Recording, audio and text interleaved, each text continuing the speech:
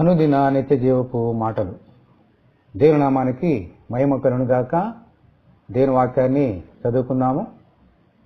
మీరేకభావము గలవారై ఏకగ్రీవముగా మన ప్రభు అయిన యేసుక్రీస్తు తండ్రియగు దేవుని మహిమపరచు నిమిత్తము క్రీస్తు యేసు చిత్త ప్రకారము ఒకనితోనొకడు మనస్సు కలిసిన వారై ఉండునట్లు ఓర్పునకును ఆదరణకును కర్తయగు దేవుడు మీకు అనుగ్రహించునుగాక.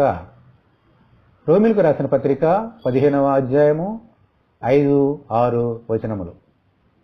మన తండ్రి అయిన దేవుడు తన బిడ్డలందరూ ఏకగ్రీవముగా ఆయనను స్తుతించాలని మహిమపరచాలని కోరుకుంటున్నారు. అలా ఏకగ్రీవముగా ఆయనను మహిమపరచాలని అంటే అందరూ ఏకభావము కలిగి ఉండాలని లేఖనము బోధిస్తోంది. ఆయనను మహిమపరచాలి అనే లక్ష్యం ఒకటే అందరిలోనూ ఉండాలి. లేకపోతే ఏకభావంతో ఏకగ్రీవముగా ఆయనను స్తుతించలేము. ఈ లక్ష్యము మనలో ఉన్నప్పుడే ఏక మనసుతో పాటు ఓర్పును ఆదరణను దేవుడు మనకు అనుగ్రహించి ఆయనను మహిమపరిచినట్లు దయచేస్తారు. అటువంటి ఏక మనసు ఏకభావము మనందరిలో ఉన్నట్లు దయచేయమని దేవుని ప్రార్థన చేసుకుందాము. ప్రభువా, మీకు వందనాలైనా ఒక్క శరీరంలో ఉన్న మేమందరము ఏకభావము కలిగి ఏకగ్రీవముగా యేసుక్రీస్తు ద్వారా మిమ్మల్ని గణపరిచినట్లుగా సహాయం దయచేయమని వేడుకుంటున్నాం.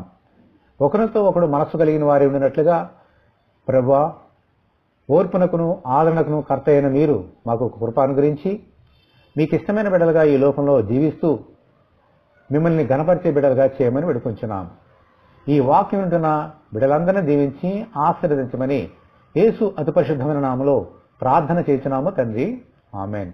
మన ప్రభు అయిన యేసుక్రీస్తు కృప, దేవుని యొక్క ప్రేమ మనకందరికీ తోడే ఉండి నడిపించునుగాక. ఆమేన్. పరిశుద్ధ దేవుని మందిరము.